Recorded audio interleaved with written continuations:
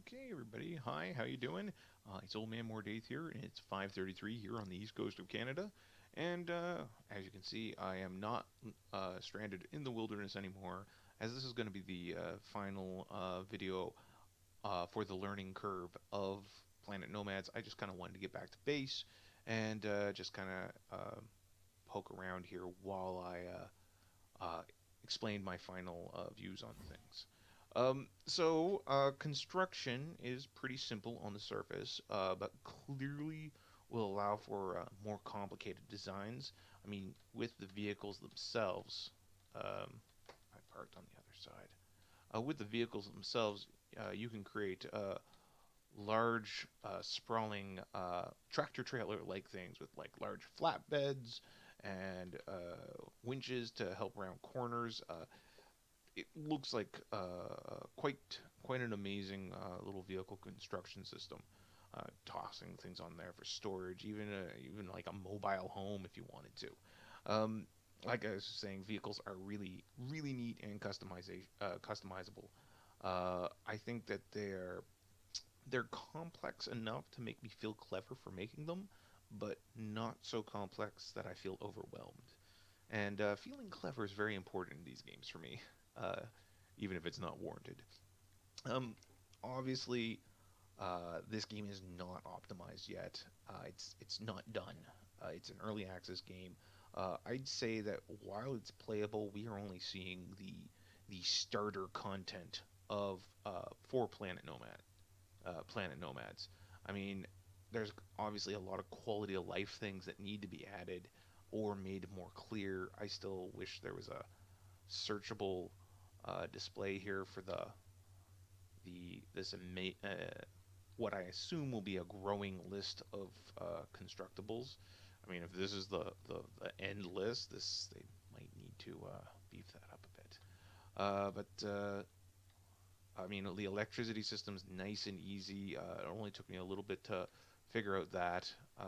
Yeah, so all said and done, I really like the feel of the game, but it is again, it's early access. This thing is not finished. But if you're a fan of this style of game, the survival, explore, resource gathering, crafting, base building sort of thing that you get in Minecraft and Ark and even that new Conan's Exiles game, I guess. Um, this is probably going to be something that fills a niche for you, especially if sci-fi is your cup of tea. This really, the biodiversity of the planet, the graphics, the creatures, it all really did make me feel like I was exploring a completely foreign world. I do have remarkably high hopes for this game. I hope there's some sort of stable multiplayer in the future. I'm not sure if there's a multiplayer option right now. Clearly, they've got lots of little tiny things to work on, little quality of life things. But I've enjoyed my time playing this. This was not a chore. I looked forward to doing these videos, and I really had a lot of fun with them. Even the vehicle stuff, and I'm notoriously bad at vehicles and dread them, even like tiny basic vehicles.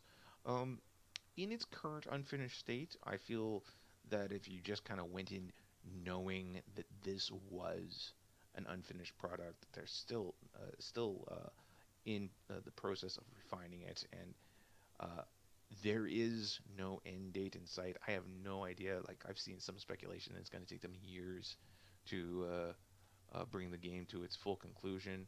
Um, but I don't know. I think it's playable now.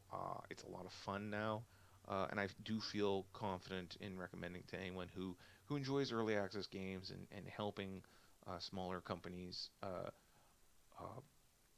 earn the capital to help them continue developing the game. I mean, that's what really early access should be about. It shouldn't just be a free a beta test uh, where the beta testers pay you. I don't agree with that, but um, as a reward for generating capital for continued development of the system, I think that's a fantastic idea. Some things I don't know for sure. I don't know if there's underground caves. Uh, I hope there are. That's always really cool.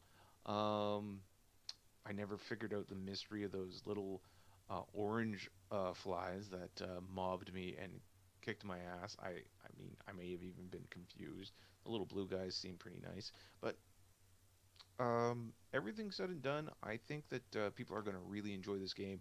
I do highly recommend it if this is your cup of tea. So, yeah, so that's the first learning curve. I found it very easy to get into.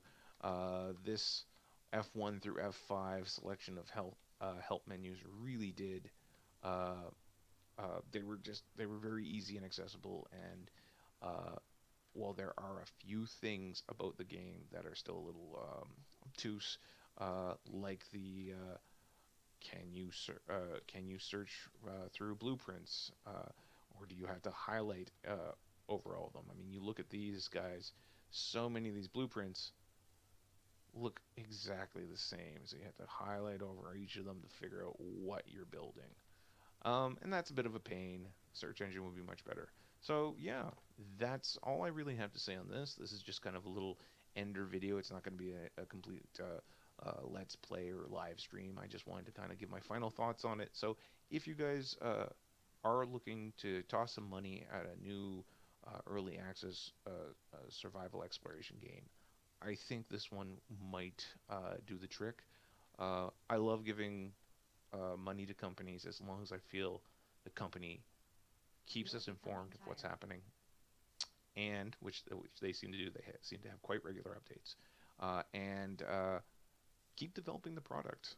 You know, sometimes you'll go like 6, 7 months and not hear from someone, and then you're like, oh, did I waste that money? And this game is only about I think it was around $25 Canadian, and that's pretty good. I think it's actually less than that. So our American friends will get it for a sizable chunk cheaper. Not envious at all. But yeah, that's it. Thanks a lot for watching. If you found this helpful at all, like and subscribe. And yeah, uh, take a look at Planet Nomads. I think it's worth a look. Thanks a lot. Bye bye.